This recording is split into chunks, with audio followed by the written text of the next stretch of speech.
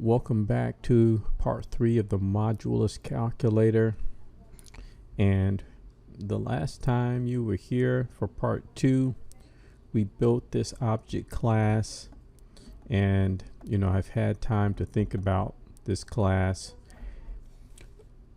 I promised that we would test this class, and soon enough.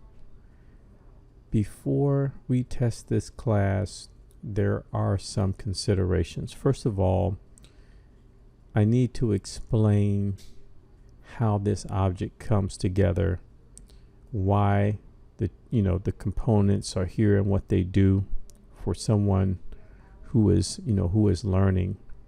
And then I want to talk about 2 upgrade considerations that will make this Modulus calculator a little more complete.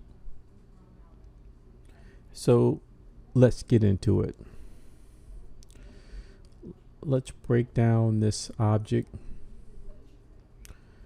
We will have the capability of getting calculations, right, for modular math, modular addition, modular multiplication, and modular subtraction. Okay. Now, some of these calculations need only, 2 numbers, while the rest of the calculations will take a minimum of 3 numbers.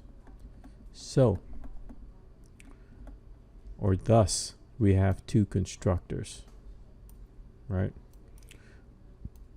One that can build us a calculator with 2 characteristics. Those will be the 2 numbers that it needs. And then we have another constructor for when we need to build a calculator with 3 attributes, sending over 3 numbers. Okay. And what's driving that, of course, are these instance methods, the work to be done. All right. So now, once a calculator is born with a call to either of these 2 constructors, the data coming over, whether it be 2 numbers or 3 numbers, the first thing that will happen is that data will be copied over to the current calculator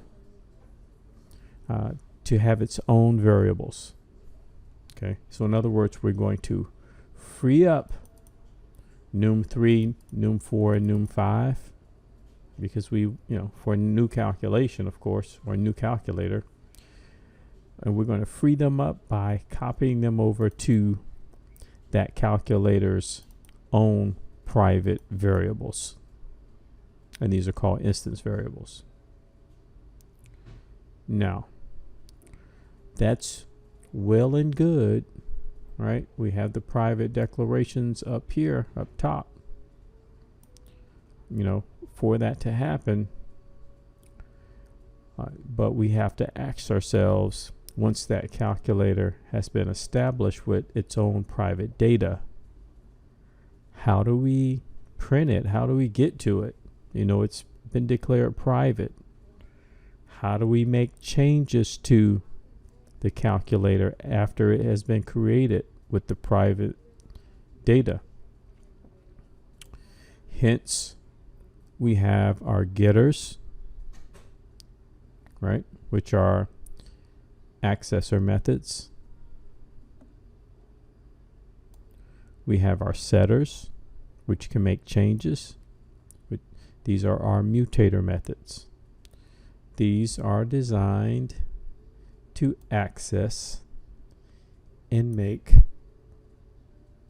simple changes to data that is in state, right? Data that is in a private state. So we have those available for us. And of course, down here are instance methods. Now you might say to yourself,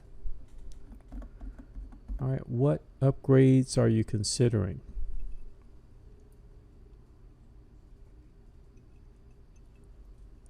Well, let's just use the second constructor. A calculator is born with 3 pieces of data, and using those 3 pieces of data, it will make a computation.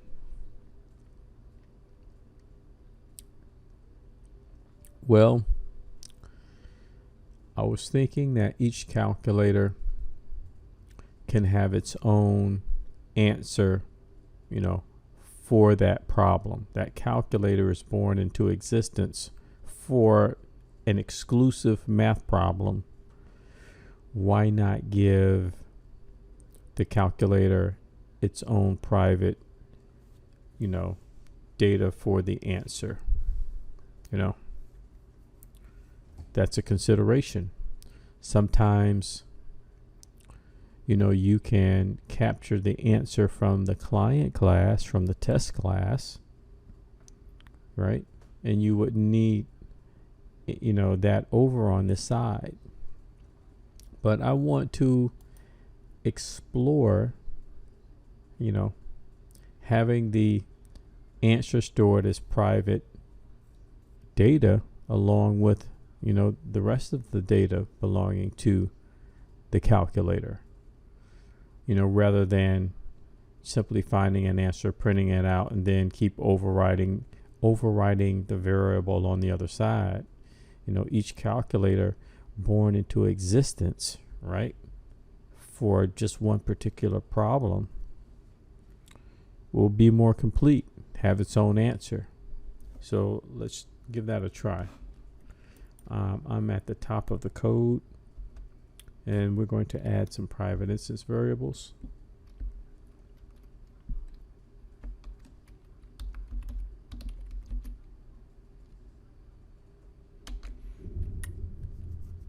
Let's make answers doubles.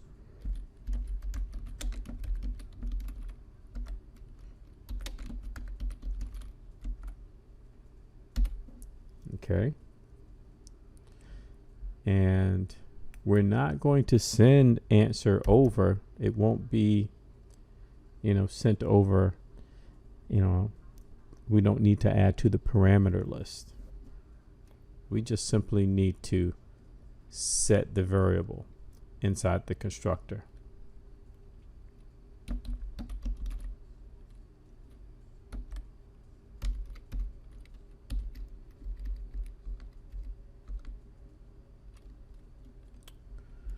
And do the same for the other constructor.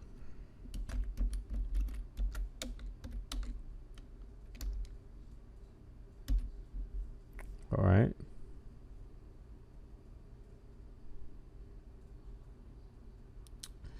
And let's see. Let's add. We will need to be able to access that data. Let's create an additional accessor method.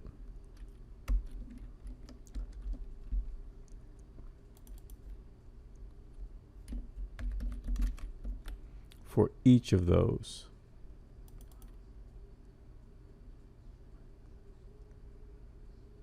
Now,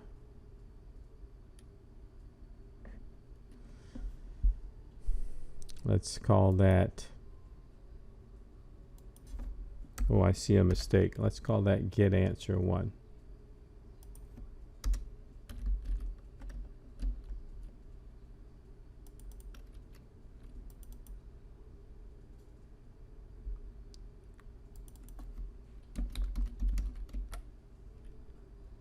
Okay, and we need another.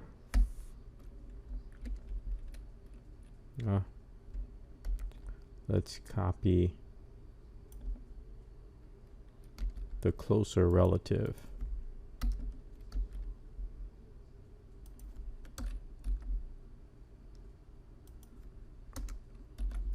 We need setters.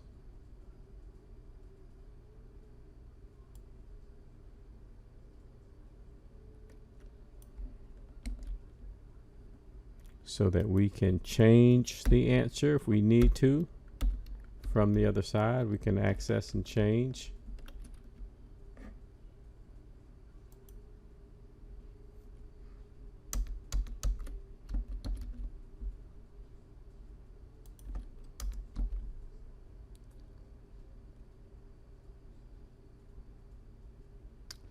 And we need something coming in.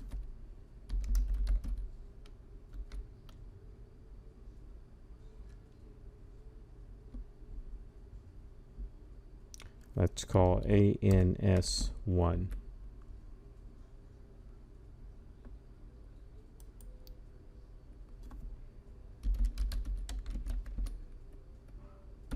And ANS2.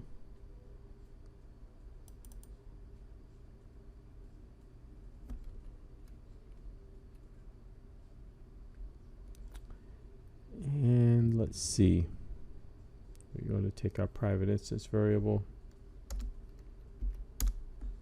And we're going to copy whatever is sent over. That allows us to make a change.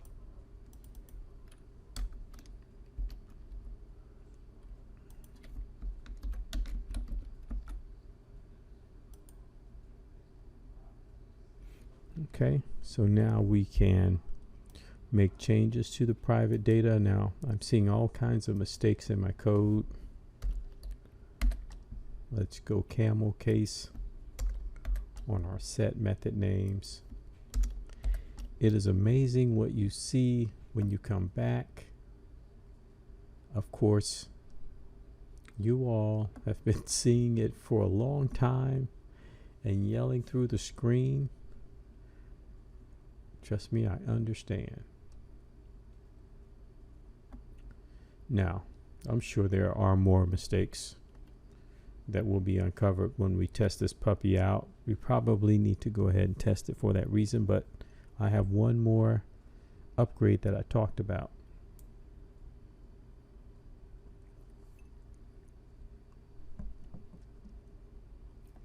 Well, several upgrades.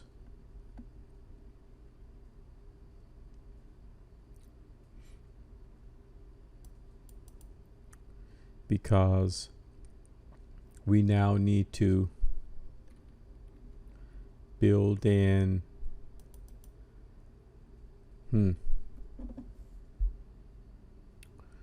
we don't need to return the answer. We can hold the answer, right? It'll be in private state. We don't need to return the data anymore because it will be in private state with the rest of the data. We don't need these return types. We're going to go void.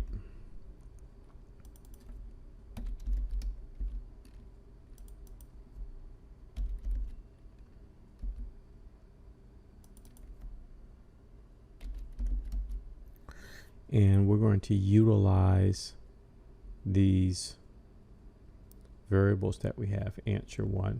Now answer1 is used only when there are two numbers, when the calculator is born with two numbers. So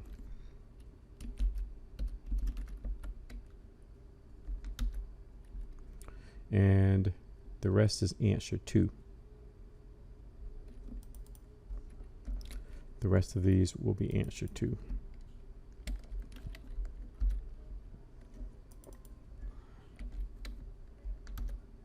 So we're no longer returning the values. The values will lay in state with the rest of the data that the calculator was born with.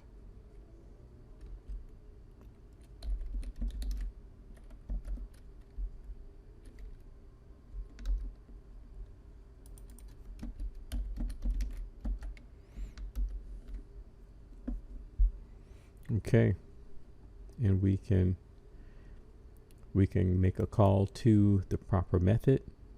Answer 1 or answer 2, right, will be set to the calculation that is made, and we can obtain that answer, right? Using, and we can make brute force changes to that answer if we need to, right? So now each calculator has numbers and an answer. One more upgrade. I want each calculator to also have a statement. I want it to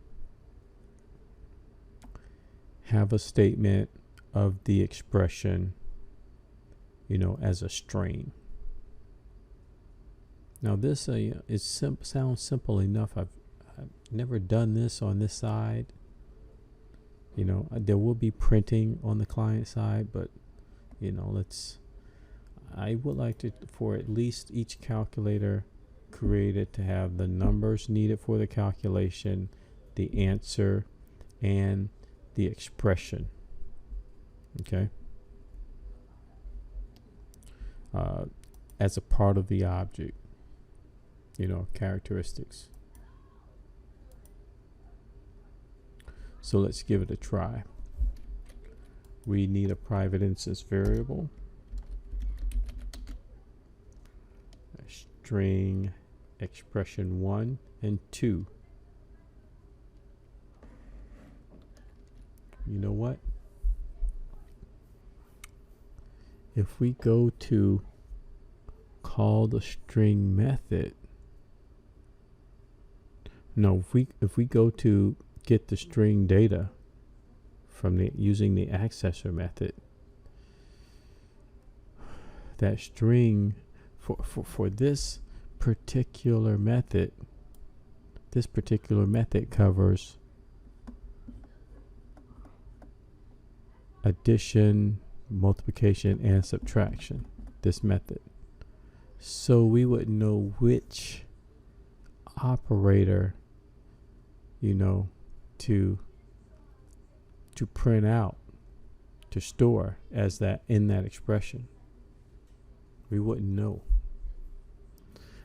unless the operator was sent over.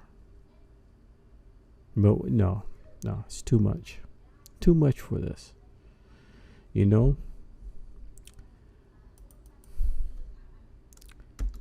We're going to just print from the client class. That's what we're going to do. That last upgrade is nice, but we're either going to double the amount of complexity of this program in order to pull off, having each calculator generate its own private string showing the expression as text. It can be done, but the ideal wasn't to create this thing to where it gets super complex. Okay, it's really a good demonstration of OOP and the modulus operator. So let's not go there. Though hopefully you got something out of having me think through that.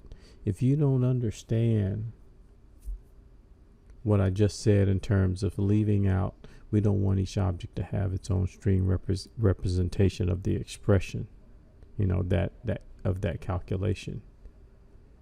We'll just do it over on the client side. If you don't understand that, then maybe I'll open up the comments. You can leave a comment and ask why. But the reason is that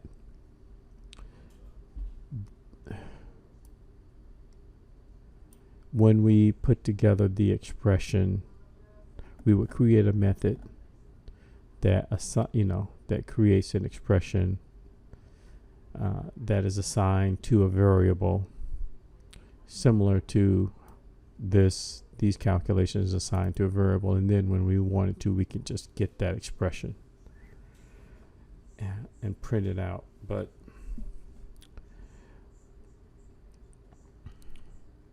we won't. Let's see. You know what? We can do it.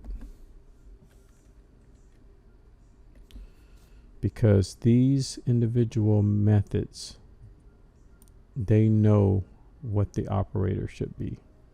We can do it within these methods without creating an additional method.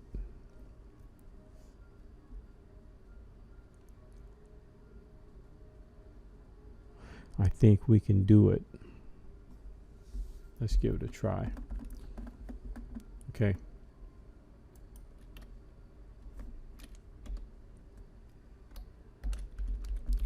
String expression.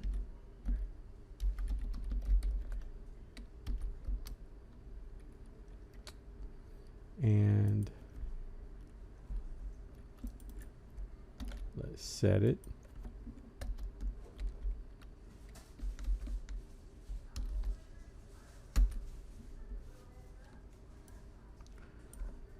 We need to do expression 1 and expression 2.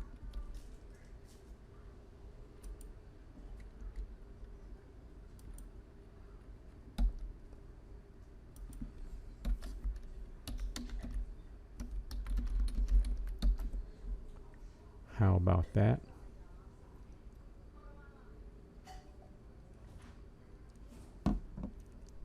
Now we need getters and setters.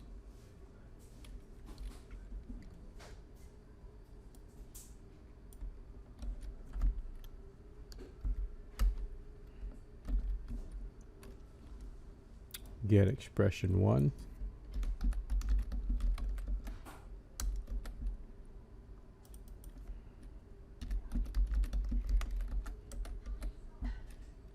And get expression 2. Sorry, those need to be strings. We're going to copy and paste from the nearest relative.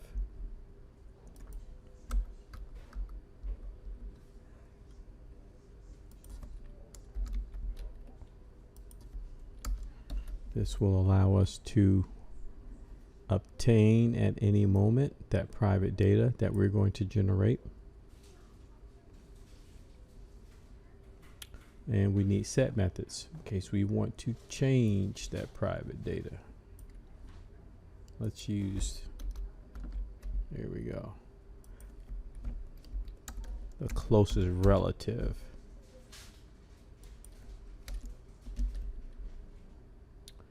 And we're going to say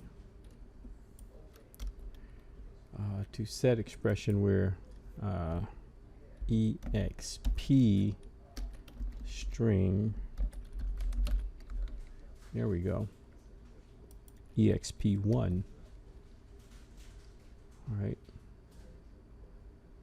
because we would, this is in order to be able to make changes, we would send over what change we want or what replacement we want. So let's go expression 1.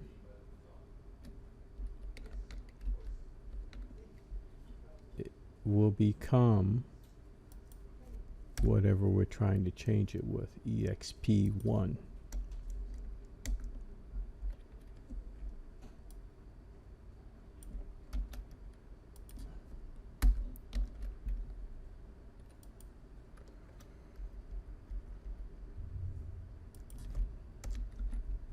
And exp2 coming in, we're going to make expression 2 the same, you know, whatever is sent for exp2. Now, under each one of these, we want to make the calculation and we want to make the string.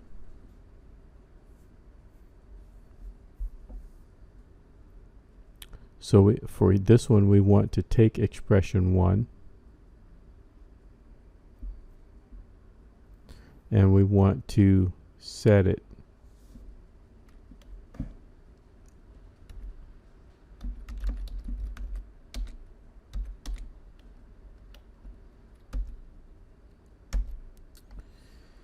and so we want to be able to say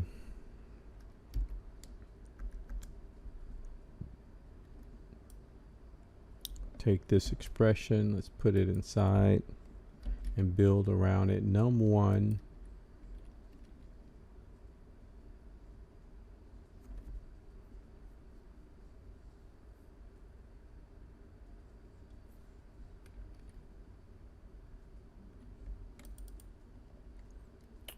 we will need 2 of these.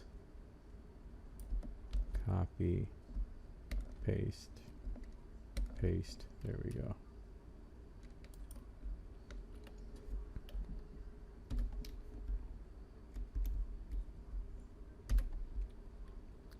This will be equal to, so we have num1, we're going to print plus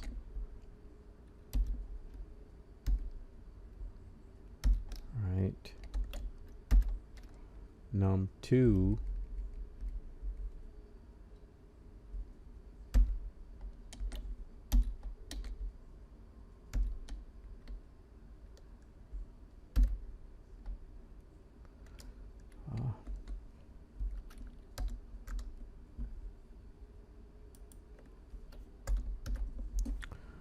so here we have, I'm showing an error right there. I don't know what that is. But yeah, something like this in parentheses.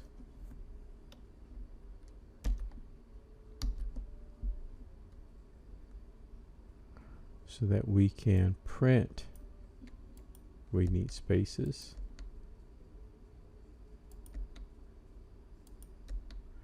And we need an equal, sorry, that should be an equal sign.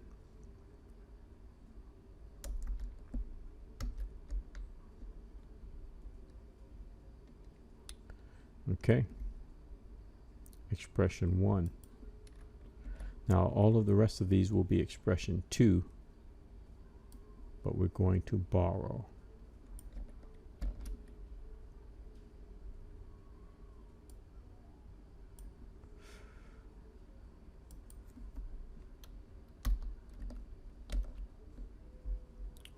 Now,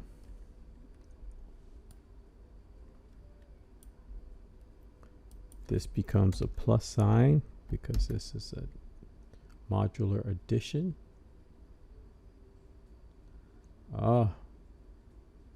It has to be stated differently.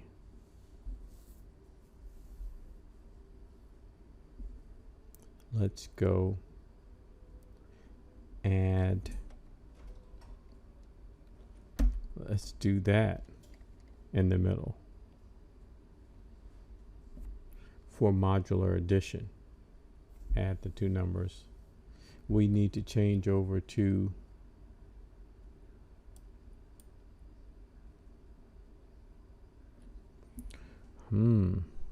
this will be 3.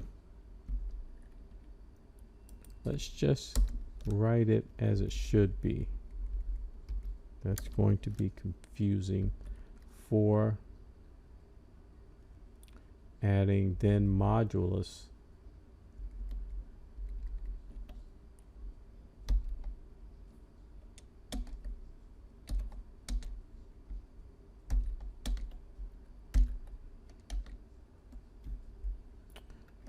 my num5.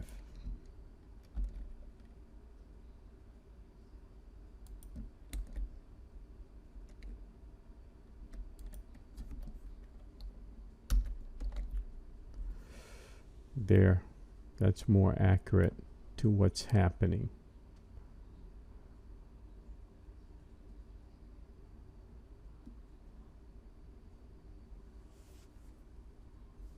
So I'm just looking it over.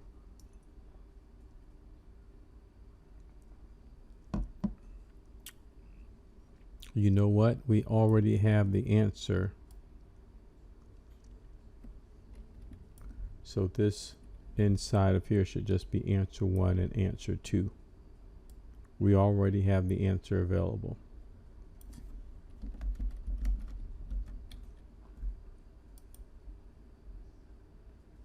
You know what? Yeah.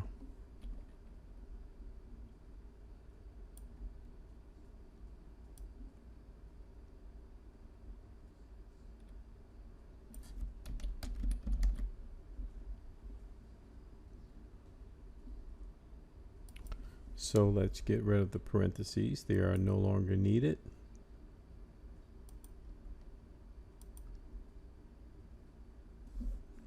There we go. This plus sign on the end is extraneous. Now let's try this for the next one. Now this should be expression 2. All of the rest will use expression 2. Now here we're going to change this to multiplication.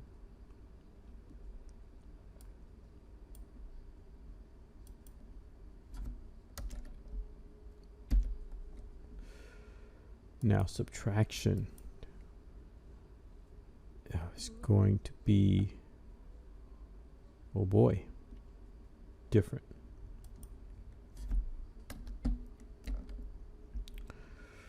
For the first condition, these all should be expression 2.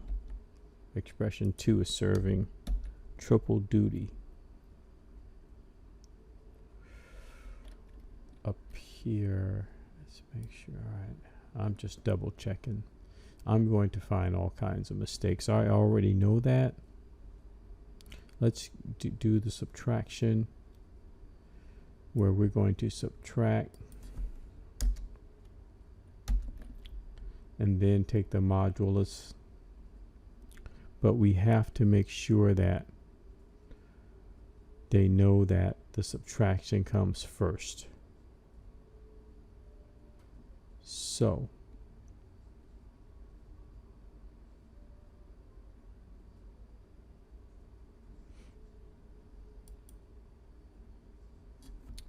I think we're going to need an escape sequence.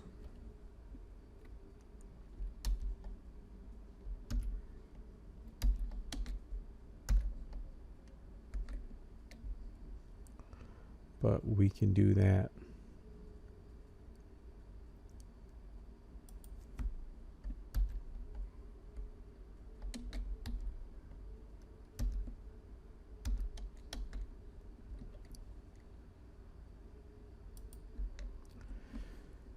Yeah, so yeah, we can do that. Let's borrow this expression.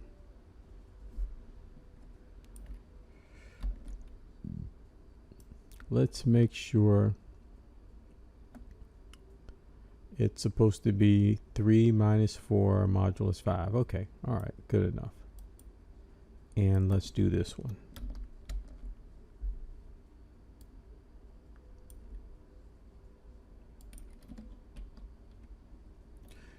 First thing we will do is add.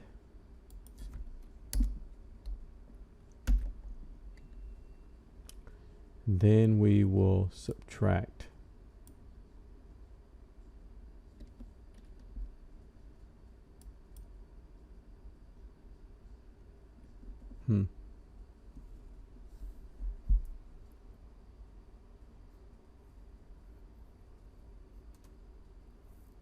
Yep, then we will subtract. This will be num 5.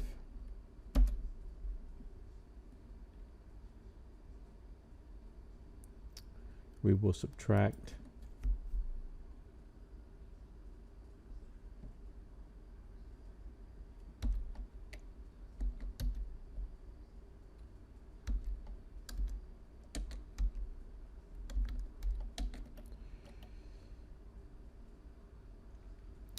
my num 4.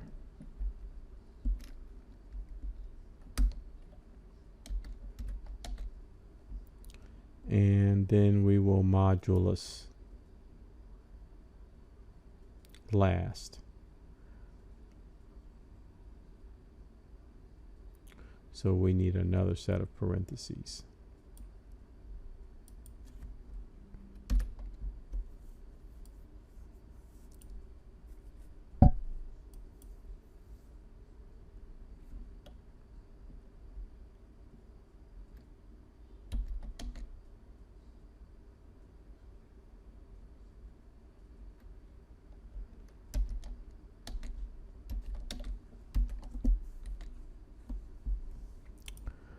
Okay. 3 3 plus 5. We're going to concatenate that with the minus 4. We're going to end the second parentheses. Then we're going to concatenate that with a modulus minus 5, all equaling the answer. Okay. Now there are mistakes here, but basically what we've done is we've upgraded this calculator. Each calculator will be birth with the numbers that it needs to calculate. It will also have its own unique answer for that problem, stored in memory, private data, and an expression that details, you know, the calculation as a string representation. I'm sure things will come up, probably looking and staring right at mistakes, but I think it's safe to promise that in the next part 4 video, we will begin to test it out. We're going to start testing it out with just plain modular arithmetic, making sure that's running first, work out any kinks, and then we will move forward to be able to do the rest of the calculations. I hope that makes sense. Yeah. So this is what we have so far. I'm sure I'll see mistakes, like I said, make any adjustments. I'll let you know. But this is what we have so far. See you in part 4.